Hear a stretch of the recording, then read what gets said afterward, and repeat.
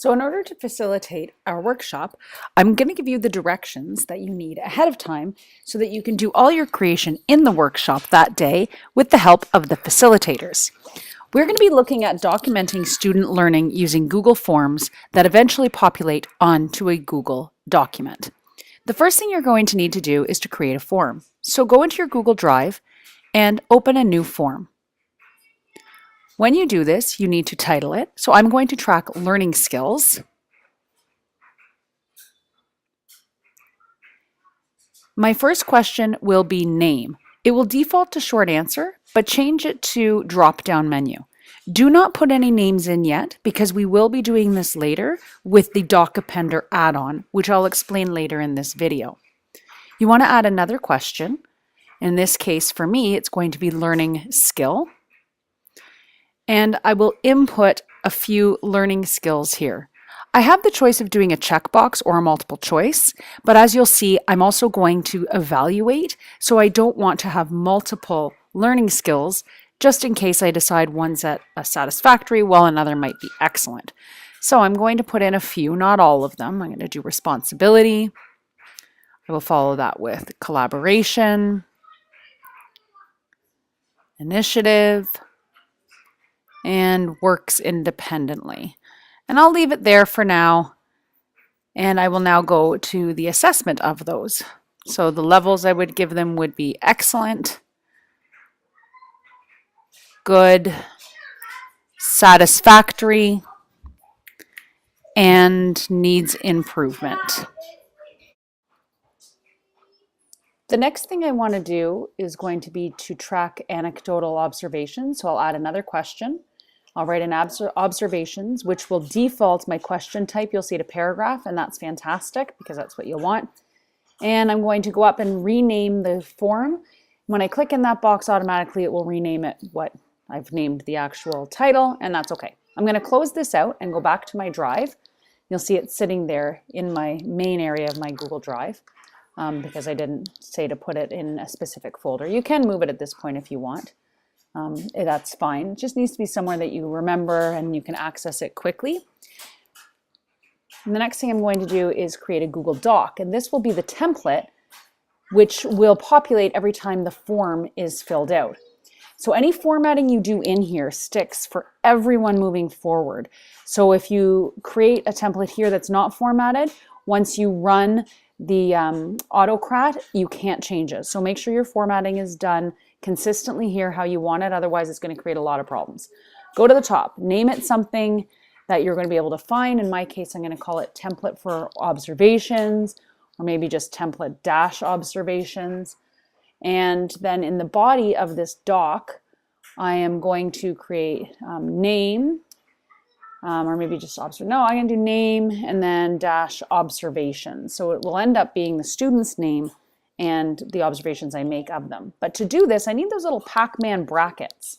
So I'm going to put double Pac-Man brackets around, because then the Autocrat will realize it's a field I want populated. And again, I'm going to make this very big so I know it's a title. That might be a little bit too big. Let's make that a little bit smaller. And I'm going to make sure the rest of my document is formatted how I want. Let's change the font. And then from there, I'll make it a tiny bit bigger. Okay, now I can close that because I'm done, and you can see my template is there in the main part of my drive. My third step is going to be to create a Google Sheet with the names of the students that I want to observe. So to do this, I'm going to go and, in my case, open a class list I already have in the Google Drive. So you can see that first column, column A, is populated with all the names of my students. I'm going to add a fake name though, and I do this and I advise others to do this so that if you want to run sort of a test, you're not interfering with the data you create for your students. This is just a fake student, so you can use them as a tester, and I call them fakey fake. So I enter fakey fake on here, and I can close this off, and lo and behold, my class list is here in my drive. The fourth step that I'm going to do is to create a folder in my Google Drive wherein the individual documents will be created and stored. So I go to new folder, and I'm going to call it, in my case, observations. I click create, And there it is. Now I am going to actually color code mine yellow. I like to color code folders so that they pop out easily at me. As you can see, you just sort of right click, go to change color, yellow, and there we go. We have a yellow folder. Our fifth step is going to be to run Autocrat, an add-on on Google Sheets, to create the documents for each student. So I'm going to open the Google Sheet again, and I am going to go to add-ons, which is in the file menu bar. And you can either hit get add-ons if you don't have any, or we're waiting for this to load. If you already have Autocrat installed, you'll see it there. So you can also go down to get add-ons. When the pop-up box comes, just type Autocrat and you'll be able to find and install it that way. So go to open and the dialog box will open. If you have existing jobs, they'll be there, but go to new job. Name your job, whatever you want to name it that you'll remember if you need to open it again. So I'm going to call it Seminar Observations. Click Next. And then you have to choose a template. So in our case, it'll be from the drive. That's the Google Doc that you've already created. So you go to the drive and it'll probably be one of the first ones because they go in order of most recent. So click Template, the one that I had, Next. From there, I'm going to run a merge. So I need to go to this area here where it says Merge tab and select Sheet 1, which you can see is the same as the tab name at the bottom here. And then it will automatically realize that where I have name in those Pac-Man brackets, it wants to populate name because it's the only one I have. Click Next. My file settings, I want to just name this the name of the student. So Pac-Man brackets, name, and Pac-Man brackets. You can also get this on the side here in the blue. If I can click any one of these, it copies to the clipboard, and then I can paste it here. But if it's short like this one, I can type it in. From there, Google Doc is good. I want multiple documents, not a single one, because if it's a single one, all student information will be there. So we're going to keep it in multiple documents. Google Doc is easy for you because then you can sort of edit as need be and you can give access, either for commenting. Click Next. Our destination folder will be the folder that we created in the Google Drive. And again, most recent is the first one, so it's right there, Observation. I'm going to click that and then go to Next. We don't have a dynamic folder, so we can click Next here. We have no conditions, so click Next. We don't at this point want to share documents, so we're going to click Next again. And we don't need triggers because we're going to run them on our own. So in this case, we're done. That's the last step, and we're going to click the red Save button. It's going to take a minute, and essentially what's going to happen now is it's going to start saving our job.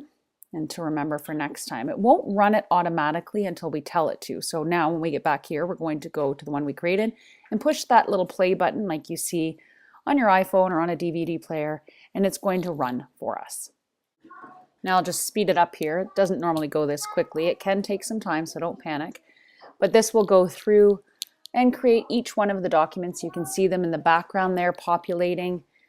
And then eventually it will say cleaning up, which means it's reached the end. And then what will happen is it will close down and you're all done. So if we close out of this, click the X, and we actually see here, there's links to each of the documents, or alternatively, we can go back into our drive and go to that observation folder. And lo and behold, it was empty, and now it has all these documents named according to the students from my list. If I open Fakey Fake, you can see that instead of saying name in the Pac-Man brackets, it actually says Fakey Fake's name and then observations, because Fakey Fake was the field I wanted it to populate. So I can now close this down. And then we can go back to the Google Drive and go back to our form that we created. And now we're going to populate the names of our students into that name field. So to do this, again, we need to make sure that we have the add-on. There's a couple of ways you can get the add-on. If you have the puzzle piece at the top, it means you already have add-ons, which is great. If you don't have that puzzle piece, if you go to the little three dots and go to add-ons, if you click there, type in DocAppender, you will get it, and then that puzzle piece will appear. The puzzle piece doesn't appear until you've actually added any kind of add-on to Google Forms. I already have, so I'm going to go to the puzzle piece. I'm going to go to DocAppender. I'm going to open the sidebar, and this will appear. And I want to target folder. So in this case, I'm going to pick from my drive.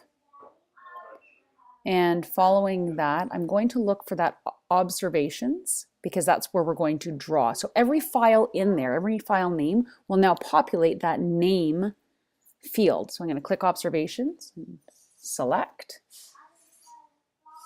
It'll take a minute. I'm going to click next. And from here, I'm going to select the question. But before I do that, you'll notice I don't have a choice. I need to refresh the list. And now they come. So I want it to be the names that gets populated. And I'm going to save and populate. And you'll see, there they are. All my names populated into my form. And now what do I want to put? So on each document, I want to record some information. And what is it that I want to include? So I'm always going to pick certain things, as you'll see. I'm going to do the timestamp because that's important to me, when it actually took place. Not the name, because I'll know the name based on the document title, but I of course want the learning skill, the level, and the observations. Okay. And there's 3 different ways that you can have this information collected. I'm going to tell you that the last one there doesn't look really pretty if you use a timestamp, but later in the video I'll give you a little workaround on how to make that happen. So for our purposes right now, I'm going to just go to separated bullet list. And click select. And then it sort of looks, once I hit that nothing's happening. And that's okay, don't panic. Just click the blue button. Everything's been done, and now you can close the sidebar by going up and clicking the X. And we're going to preview the form and actually fill it out to show how it works. So click the eyeball, which is the preview. I'm going to choose a name, in my case Fakey Fake, so that we don't alter any real data for a real student. I'm going to look at their collaboration. I'm going to say it's excellent, and my observation will be Fakey took on a great leadership role in his literature circle discussion. I'm going to click submit, and it'll say you're done. I can do more, which is a great thing to do on your phone or another mobile device, but I'll explain that in a little bit. If I go back now to Fakey Fake's actual document though, in the Google Drive, this is where you can see the magic happening. So go to Drive, go to Observations, go to Fakey Fake, and you can already see there's some text there. When I double click, everything I just wrote is automatically on Fakey's and no one else's, which is fantastic because I can now share this with Fakey and with other stakeholders like parents and special ed teachers and whatnot. So I find that to be a really helpful tool, and then I have one for each student on Parents' Night or that sort of situation. Now, if you don't like the look of the bulleted list, there are other ones that you can choose. So I'm going to show you what each of those look like and how to do that. Basically, what you need to do is go back to your Google form and rerun the DocAppender add-on. So open the sidebar again. It should all be saved because it will recognize you've done it before. So you see your observations, you click forward, your name. You can repopulate. Sometimes it doesn't like it if you don't. We move forward again. You're going to record all of those, but instead of separated, we're going to choose vertical tables. We're going to run that. And again, I'm going to fill out the form. So now you can see, going back to the doc, that it looks like this. It's a nice little table organized. So that looks great. So let's look at the third option, and this is the one I like the most, but actually poses the most problems because for some reason it doesn't align with the timestamp. Run Autocrat again and fill in the form for a third time. You'll receive the thanks for filling it out. And what you'll see now is this beautiful, beautiful table that you could copy in to a Google Sheet or an Excel spreadsheet, but it's this, the timestamp not found. For some reason, it doesn't work. But there is a little bit of a workaround. And the workaround is to go back into your Google form and add a question in about date or time.